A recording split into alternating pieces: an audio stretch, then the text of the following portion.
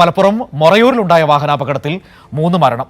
സ്വകാര്യ ബസും കാറും കൂട്ടിയിടിച്ചാണ് അപകടമുണ്ടായത്. വിവരങ്ങളുമായി സ്വാലിഹ് ചേരുകയാണ്. സ്വാലി, ദാരുണമായ സംഭവമാണ്.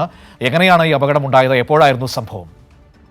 മനു, ഇന്ന് രാവിലെ 8:30-നാണ് ഈ അപകടമുണ്ടായിരിക്കുന്നത്. മലപ്പുറം കൊണ്ടോട്ടിക്കടുത്ത് മൊറയൂരിലാണ് അപകടം. സ്വകാര്യ ബസും കാറും നേർക്കുനേർ കൂട്ടിയിടിക്കുകയായിരുന്നു.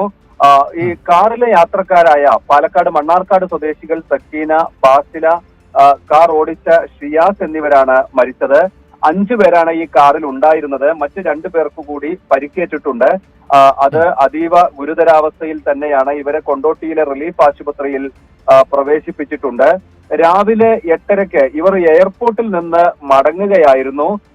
ഈ മരിച്ച സക്കീനയുടെ മകനെ വിദേശത്തേക്ക് പോകുന്നതിനായി എയർപോർട്ടിൽ വിട്ട് മടങ്ങുകയായിരുന്നു. 3 വാഹനത്തിലാണ് ഈ കുടുംബം പോയിരുന്നത്.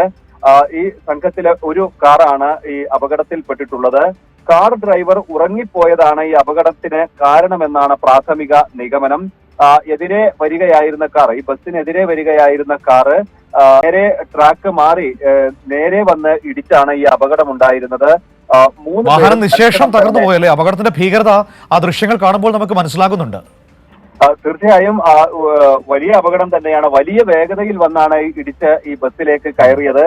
3 പേരും തൽക്ഷണം തന്നെ മരിച്ചിരുന്നു. മറ്റ് 2 പേരാണ് ഇപ്പോൾ ആശുപത്രിയിലുള്ളത്. ഇവരെല്ലാം ഒരു കുടുംബത്തിലെ അംഗങ്ങൾ കൂടിയാണ്. ഈ ഡ്രൈവർ ഒഴികെ ബാക്കിയെല്ലാം ഒരു കുടുംബത്തിലെ അംഗങ്ങൾ കൂടിയാണ്.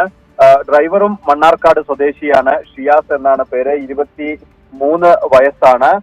ഇവർ പുലർച്ചെയാണ് എയർപോർട്ടിലേക്ക് പോയിരുന്നത്. പുലർച്ചെ 3 മണിക്കാണ് എയർപോർട്ടിലേക്ക് പോയിരുന്നത്. അതിന് ശേഷം മടങ്ങി വരുമ്പോഴാണ് ഇങ്ങനെ ഒരു അപകടം സംഭവിച്ചിരിക്കുന്നത്. സ്വാലിഹാണ് വിവരങ്ങൾ നൽകിയത്.